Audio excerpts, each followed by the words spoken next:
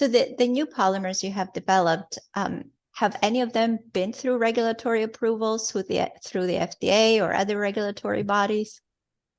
Yes, fortunately, as I mentioned to you, we have developed absorbable polyurethane polymers, which got approved by FDA, which have been used for bone applications, for bone hemostat, bone cement, bone white fillers, and cranioplasty. And fortunately, we got an NSF grant, a phase 2, $1 million grant, to develop absorbable tissue adhesive, internal tissue adhesive based on our polyurethane chemistry. It's working out very well.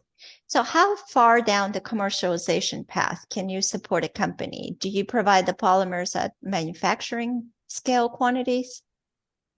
We can do long-term research if you want to have something very proprietary polymer system.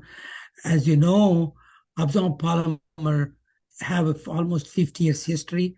There are thousands of patents were issued on the composition matter and processing and applications to the stuff. It is very difficult to get a completely proprietary polymer system, quick FDA approval.